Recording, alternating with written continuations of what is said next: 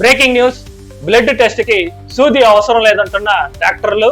SBI bank లో language issue, నేను ఆ లాంగ్వేజ్ మాట్లాడను, ఏం పీక్కుంటారో పీక్కు అంటున్న బ్యాంక్ మేనేజర్. ఆపరేషన్ కాగర్ పేరుతో ఇండియాలో మావోయిస్టులు అనేది లేకుండా చేస్తామంటున్న కేంద్ర ప్రభుత్వం. అయితే ఇది సాధ్యమా, ఇప్పటి వరకు ఏం చేశారనేది ఈ వీడియోలో తెలుసుకుందాం. ఇలాంటి లాస్ట్ 24 hours లో జరిగిన ట్రెండింగ్ టాపిక్స్ చాలా ఉన్నాయి. వీడియోని లాస్ట్ వరకు చూడడానికి ట్రై చేయండి.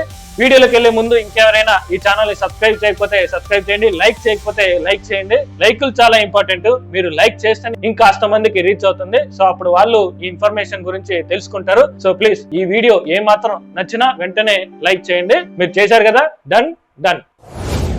అమెరికాలో ఒక కొత్త చట్టం అమల్లోకి వచ్చింది. టికెట్ డౌన్ అనే పేరుతో ఈ కొత్త చట్టాన్ని తీసుకొచ్చారు. ఈ చట్టం ప్రకారం వ్యక్తుల అనుమతి లేనిదే వాళ్ళ ఫోటోలను లేదా వీడియోలను ఆన్లైన్ లో లేదా సోషల్ మీడియా ప్లాట్ఫామ్స్ లో పోస్ట్ చేయటం నిషేధం. లేదా మాఫింగ్ చేసినా లేదా ఈ డీప్ ఫేక్ అంటారు కదా, అవి చేసినా కూడా ఆ అకౌంట్ ను పర్మనెంట్ గా డియాక్టివేట్ చేసి వాళ్ళని తీసుకెళ్లి బొక్కలోకి తోస్తామని హెచ్చరించారనమాట. అదే విధంగా త్వరలో అమెరికాలో ఈ కాన్ వీడియో సైట్స్ ను, అదే ఈ బ్లూ ఫిల్మ్ వెబ్సైట్స్ ను బ్యాన్ చేస్తామని తెలియజేశారనమాట. మరి ఎప్పుడు బ్యాన్ చేస్తారనేది ఏం చెప్పలేదు, మరి చూడాలి ఏం చేస్తారనేది. ఇప్పటి వరకు బ్లడ్ టెస్ట్ అనేది సూదితో ఆ రక్తాన్ని తీసుకొని టెస్ట్ కి అయితే పంపించేవాళ్ళు. సో అయితే ఇప్పుడు అది అవసరం లేదంటున్నారు డాక్టర్లు. హైదరాబాద్ లోని నిలోఫర్ హాస్పిటల్లో సూది లేకుండా కేవలం ఫేస్ ను స్కాన్ చేసి బ్లడ్ టెస్ట్ చేసే ఒక లేటెస్ట్ టెక్నాలజీని తీసుకొచ్చారు.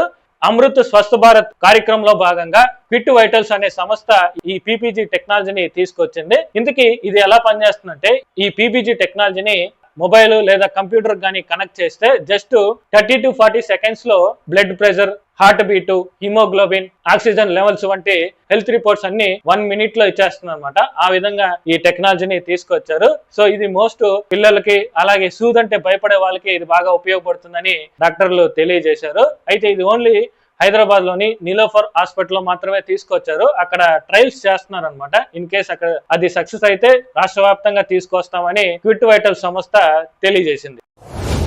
పాకిస్తాన్ లో ఈ ఆర్మీ చీఫ్ ఉన్నాడు కదా, అసీం మునీర్. సో ఈయనకి పాకిస్తాన్ ప్రభుత్వం ఫీల్డ్ మార్షల్ గా ప్రమోట్ చేసింది. ఆ దేశంలో హై ర్యాంక్ ఉన్న పోస్ట్ అంట ఇది.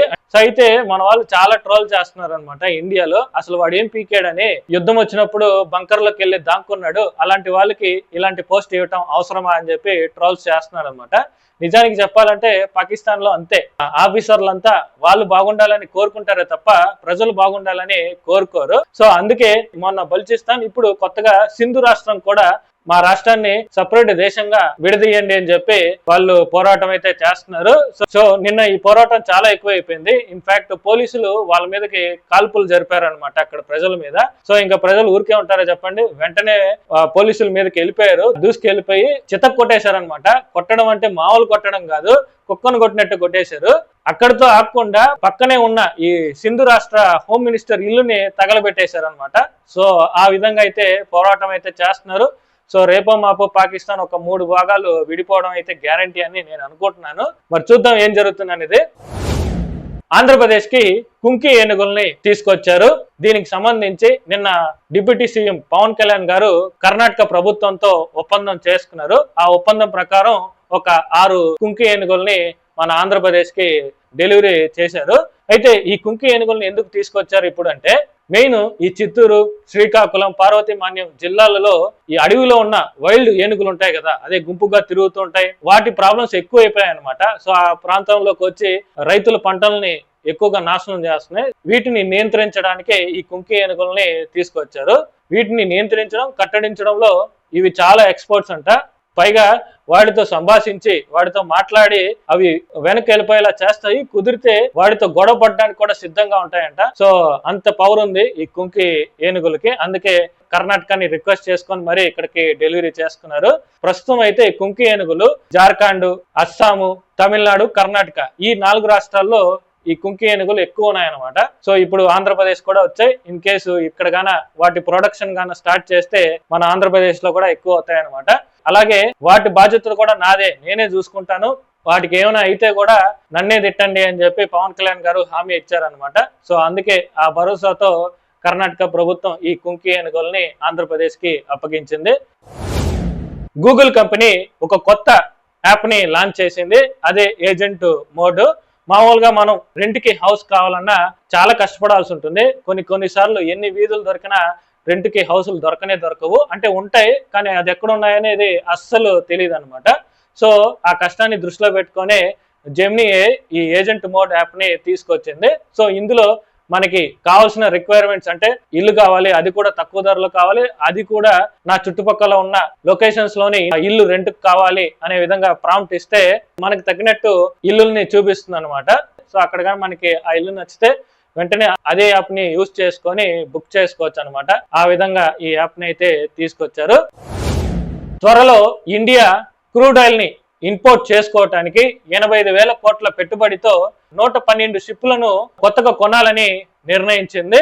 చెప్పాలంటే ప్రస్తుతం ఇండియా క్రూడ్ ఆయిల్ ని ఇంపోర్ట్ చేసుకోవడంలో 3rd ప్లేస్ లో ఉంది. 1st ప్లేస్ లో చైనా, 2nd ప్లేస్ లో అమెరికా, 3rd ప్లేస్ లో ఇండియా ఉంది. సంవత్సరానికి ఇండియా 4.67 మిలియన్ టన్స్ ని ఇంపోర్ట్ చేసుకుంటుంది ఇతర దేశాల నుంచి. సో ఫ్యూచర్ లో ఈ కెపాసిటీ ఇంకా ఇంక్రీజ్ అవుతుంది. సో దానికి ఈ షిప్పులు అయితే అవసరం అవుతాయని చెప్పి 112 షిప్పులను కొనడానికి నిర్ణయించుకున్నారు అనమాట. అది కూడా 2040 లోపు 112 షిప్పుల్ని డెలివరీ చేసుకోవాలని చెప్పి ప్లాన్ అయితే చేస్తున్నారు. మరి చూద్దాం ఏం జరుగుతుంది అనేది.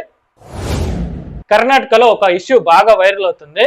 బెంగళూరులోని ఓ SBI bank manager Kannada language విషయంలో కస్టమర్ తో గొడవ పడుతున్న వీడియో చాలా బాగా వైరల్ అవుతుంది. ఇంతకీ అక్కడ ఏం జరిగిందంటే ఒక కస్టమర్ ఆ బ్యాంక్ వచ్చి బ్యాంక్ మేనేజర్ తో మీరు కన్నడలోనే మాట్లాడాలి, నేను కన్నడ వాణ్ణి కాబట్టి నాకు కన్నడలో చెప్తే అర్థమవుతుంది, సో ప్లీజ్ మీరు కన్నడలో మాట్లాడాలి. ఆర్బీఐ రూల్ కూడా అదే చెప్తుంది. ఆ స్టేట్ యొక్క రీజనల్ లాంగ్వేజ్ మాట్లాడడం మ్యాండేటరీ కదా, మరి ఎందుకు మీరు మాట్లాడడం లేదని ఆయన బ్యాంక్ మేనేజర్ ని ప్రశ్నించారు. దీనికి ఆవిడ కొంచెం తలపొగరుతో నేను మాట్లాడను, నువ్వు ఇచ్చింది కాదు ఈ జాబు, నేను సాధించుకుంది, నేను మాట్లాడను కన్నడ లాంగ్వేజ్ లో, హిందీలోనే మాట్లాడతాను, ఇష్టం ఉంటే ఉండు లేకపోతే డబ్బై ఏం పీక్కుంటా పీక్కో అని ఆవిడ కొంచెం నిర్లక్ష్యంగా సమాధానం అయితే ఇచ్చింది. అయితే ఆర్బీఐ ఏం చెప్తుందంటే రీజనల్ లాంగ్వేజ్ మ్యాండేటరీ, కానీ అది ఎస్బీఐ ఐబిపిఎస్ బ్యాంకుల్లో అయితే కాదు. ఈ ఐబిపిఎస్ బ్యాంక్ ఏమంటే ఇండియన్ బ్యాంకు, యూనియన్ బ్యాంకు, అలాగే పంజాబ్ నేషనల్ బ్యాంక్ ఉంటాయి కదా, ఆ బ్యాంకుల్లో ఆఫీసర్లు రీజనల్ లాంగ్వేజ్ మాట్లాడడం మ్యాండేటరీ కాదు, మాట్లాడాలి కానీ కంపల్సరీ కాదనమాట. అయితే క్లర్క్ మాత్రం ఖచ్చితంగా మాట్లాడాల్సిందే. నిజానికి చెప్పాలంటే బ్యాంక్ ఎగ్జామ్స్ కూడా ఆ విధంగానే జరుగుతాయన్నమాట. ఈ ఎస్బీఐ ఐబిపిఎస్ ఆఫీసర్లకి ఎగ్జామ్స్ కూడా ఫిలిమ్స్, మెయిన్స్, ఆ తర్వాత ఇంటర్వ్యూ ఉంటుంది. వాళ్ళకి రీజనల్ లాంగ్వేజ్ టెస్ట్ ఏమి ఉండదు. అంటే అది ఇండియా వైడ్ ఉంటుంది కాబట్టి అది అవసరం లేదనమాట. సో వాళ్ళకి ఎక్కడికైనా ట్రాన్స్ఫర్ చేయొచ్చు, వాళ్ళు ఎక్కడైనా పని చేయొచ్చు. అదే క్లర్క్ కి అయితే అది స్టేట్ వైజ్ మాత్రమే ఉంటాయి అనమాట. ఆ స్టేట్ వైజ్ లో ఆ రీజనల్ లాంగ్వేజ్ లో ఎగ్జామ్స్ ఉంటాయి. అందులో దానికి తగ్గట్టు ప్రిలిమ్స్, మెయిన్స్, ఆ తర్వాత ఈ లాంగ్వేజ్ టెస్ట్ అనేది ఉంటుంది. వాళ్ళకి రాయడం, చదవటం, మాట్లాడటం 3 వచ్చి ఉండాలి క్లర్క్ కు మాత్రమే. ఆ విధంగా అక్కడే ఫిల్టర్ చేస్తారు. అదే ఆర్ఆర్బి విషయానికి వచ్చేస్తే అదే రీజనల్ రూరల్ బ్యాంక్స్ ఉంటాయి కదా, సప్తగిరి బ్యాంకు, చైతన్య గోదావరి బ్యాంకు, అలాగే కర్ణాటక గ్రామీణ వికాస్ బ్యాంకు, ఇలాంటి గ్రామీణ బ్యాంకుల్లో మాత్రం పీఓలు, క్లర్కులు ఇద్దరు ఖచ్చితంగా ఆ స్టేట్ యొక్క రీజనల్ లాంగ్వేజ్ ఖచ్చితంగా మాట్లాడాల్సిందే. ఆ ధైర్యంతోనే ఈవిడ ఆ విధంగా రెచ్చిపోయింది. ఆవిడ కొంచెం ఆ కస్టమర్ తో ఓపిక్ గా మాట్లాడి వాళ్ళకి అర్థమయ్యే విధంగా ఇన్ కేస్ లాంగ్వేజ్ రాకపోయినా కూడా ఏదో మేనేజ్ చేసింటే కూడా సరిపోయిండేది, కానీ ఆ విధంగా ఏమి చేయకుండా ఇలా రెచ్చిపోయింది అనమాట. సో ప్రస్తుతం ఈ గొడవ కర్ణాటక సీఎం సిద్ధరామయ్య దగ్గర వరకు వెళ్ళింది అనమాట. దీంతో ఆవిడ వెంటనే ట్రాన్స్ఫర్ చేసేయనని ఆర్డర్స్ పాస్ చేశాడు. సో ఇప్పుడు ఆమెని బెంగళూరు నుంచి వేరే రాష్ట్రానికి ట్రాన్స్ఫర్ చేశారనమాట. మరి ఎక్కడికి ట్రాన్స్ఫర్ చేశారనేది తెలియదు. సో దీని మీద మీ అభిప్రాయం ఏంటో కామెంట్ చేయండి.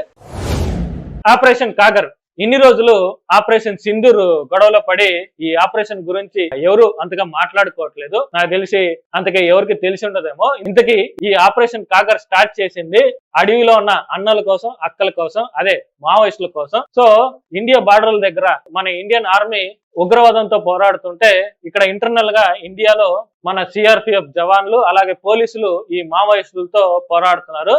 ప్రస్తుతం ఒక 200 మావోయిస్టులు అయితే ఉన్నారంట. వాళ్ళ కోసం ఈ ఛత్తీస్గఢ్, తెలంగాణ, ఒడిశా, మహారాష్ట్ర బార్డర్ లో ఉన్న అడవుల్లో వెతుకుతున్నారు వాళ్ళ కోసం.